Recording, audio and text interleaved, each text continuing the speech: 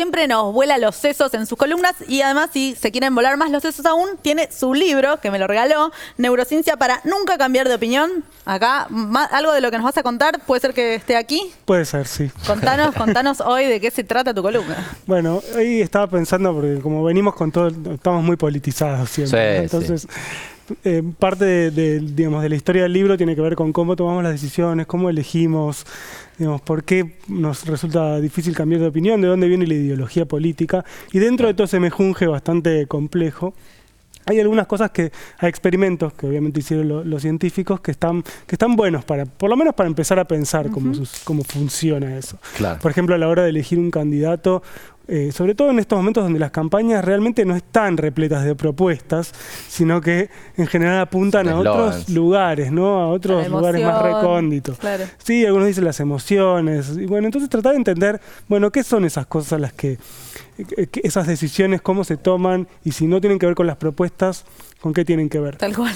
Claro. Y una de las ideas es que uno toma decisiones todo el tiempo y hace asunciones acerca de las personas en base a juicios muy rápidos. Digamos, uno le puede ver la cara a alguien y decir, bueno, tiene cara de inteligente, tiene cara de tonto, tiene cara de que va a hacer bien las cosas, va a hacer mal las cosas, va a decir una boludez. Sí. De hecho, en las aplicaciones estas de citas, como Tinder, le ves por la ejemplo, cara. Son muy rápidas las decisiones de si le das para la derecha o para la izquierda. Y no sabemos con qué tienen que ver, porque esa persona no tenés manera de conocerla. No. Y aparte hace juicios de todo tipo sin saber explicarlos, ¿no? Porque es como te dicen, ¿por qué ves cara de inteligente o de tonto? Y decís, no sé, es como cuando dicen hacer un identikit. Yo siempre fui un queso con eso. Me dicen, ¿cómo era, tío? No sé, rubia. Lo único que, más que eso, no sé escribir. Digamos. Bueno, entonces hay como toda una idea de que si bien conscientemente uno puede empezar a tratar de justificar por qué tomó una decisión que tomó, por qué eligió a determinada persona, la cosa no pasa por ahí, las decisiones rápidas se toman de otra manera. Entonces vamos a hacer tratar de reproducir un pequeño experimento, que obviamente no lo vamos a reproducir porque ustedes son dos. Un N igual a 2, el peor experimento del mundo, pero no, está muy bien. Y los experimentos estos experimentos que les voy a contar se hicieron con cientos de personas. Bien. Entonces, pero básicamente el experimento vamos a hacer cortito acá. Va a haber dos fotos, una a la derecha y a la izquierda, y ustedes tienen que ver las fotos y después decidir si el de la derecha o el de la izquierda les parece más competente en base a la cara. Ok, bien. ¿Sí? Dale. ¿Están listos? Sí. Sí, vamos a ver. Ay, qué rápido. Qué rápido que fue. Y yo vi más a ese y tenía como anteojos, tenía cara de nerd. Sí. Voy con el competente de la izquierda. ¿De la izquierda? Sí, también. Le tocó el de la derecha. Vamos a otro. Ahí creo que tengo un sesgo por la derecha, hacia este lado, porque lo vi más a este y me pareció más competente también. Veamos. Sí. Le pegué. Mira. Estos son los que ganaron las elecciones, por eso les estoy... Son los... Uy, qué rápido. Yo de nuevo a la izquierda. Sí, yo creo que también, ¿eh? A ver. La derecha. Este no, mira. Ella. Yo estoy cejado por la izquierda, ¿se ve? Sí, esa sonrisa ganadora. Ay, eso, pestañeé y se me fueron. Yo ahora cambio, voy por la derecha. No sé. Sí. Igual raro, porque tiene los ojos medio cerrados. Sí.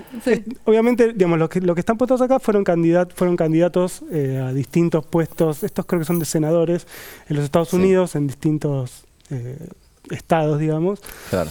Y se parece un poco a uno de los experimentos que les voy a contar, que salió publicado en un trabajo en 2005, fue el primer trabajo de este tipo de historias, donde lo que hacen, básicamente el experimento era muy parecido, lo hicieron con cientos de personas, les presentaron candidatos a senadores y a la Cámara de Representantes, a sujetos experimentales que no conocían estos candidatos, les presentaron las imágenes por un segundo, y les preguntaron, bueno, ¿cuál les parece más competente?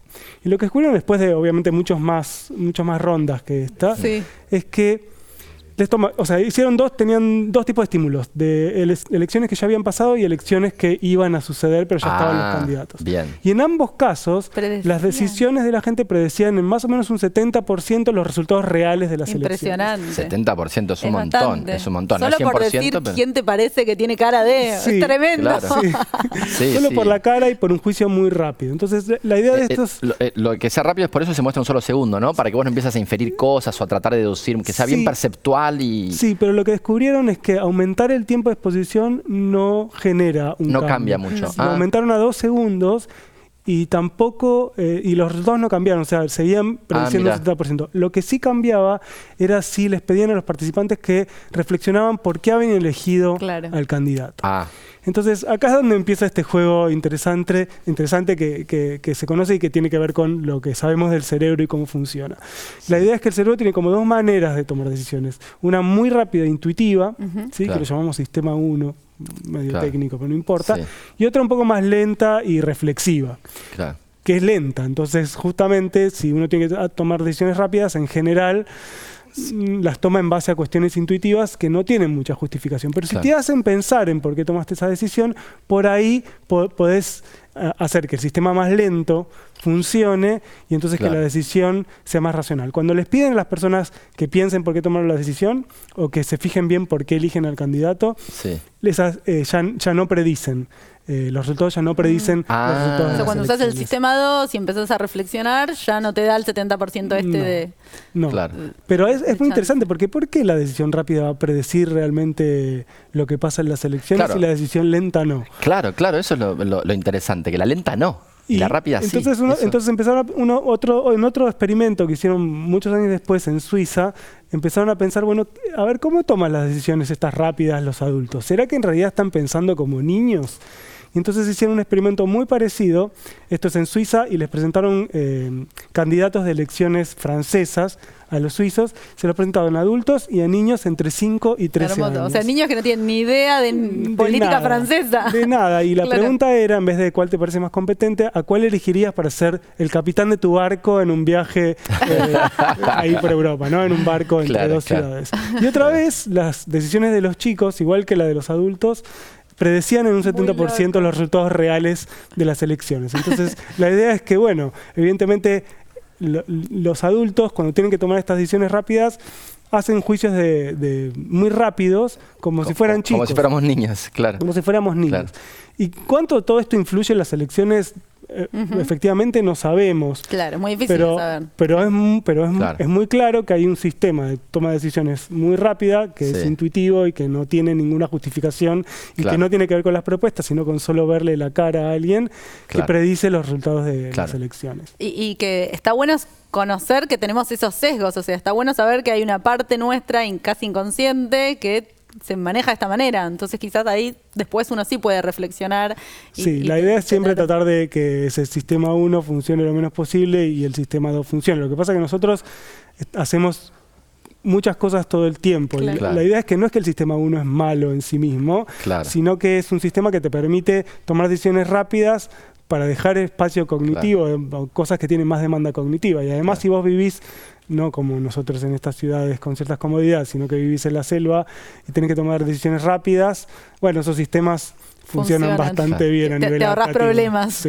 Pero y te hago de abogado del diablo porque ya escucho acá los murmullos y los ecos de nuestros grandes amigos de la ciencia social, de las ciencias humanas, que inclusive tenemos debates nosotros dentro de la liga, que somos una liga con mucha gente. Entonces, te coloco lo siguiente, ¿no es muy reduccionista tratar de entender un resultado tan complejo como una elección en términos de lo que pasa con una neurona, con un experimento simple? A mí lo que me parece es que son pequeños aportes. Yo no estoy diciendo que esto explique cómo decidimos y cómo elegimos los candidatos. Lo que digo es que puede ser que algo de esto tenga alguna función a la hora de, alguna influencia a la hora de elegir y que me parece que está bueno conocer. Por eso en el libro está este experimento, pero hay un montón de otras cosas las que nos fijamos y que tienen que ver con cómo elegimos a los candidatos y cómo se forma la ideología política.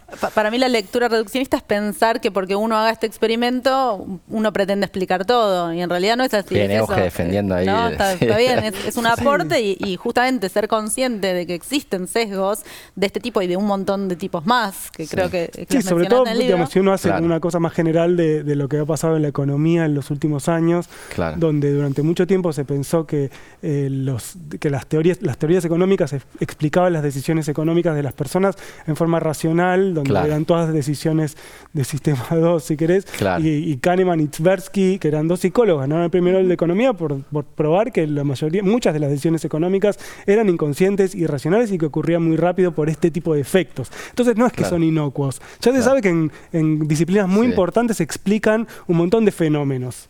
Bien, perfecto. Y te agrego algo más. En épocas en que hay elecciones muy peleadas, es como el deporte de alta competencia. Un poquito más, un poquito menos. Capaz que entender un poquito mejor esto hace que puedas cambiar hasta el resultado de esa elección, ¿no? Quién sabe. Pero bueno. ¿Quién lo sabe? Por ahí los que hacen campañas políticas sí lo saben. Sí lo saben, sí, bueno. En fin, bueno, Pedro, muchísimas gracias. Interesantísimo como siempre y esperamos que vuelvas pronto a contarnos más de estas historias interesantísimas que tenés en este libro maravilloso. Mil gracias, Pedro. Y nosotros nos vamos a un corte y enseguida volvemos con más La Liga de la Ciencia. Quédense ahí porque viene Nora Bar a contarnos todo sobre su último libro. Ya venimos. Es nano, es mega, la liga de la ciencia. Es alfa, es beta, la liga de la ciencia.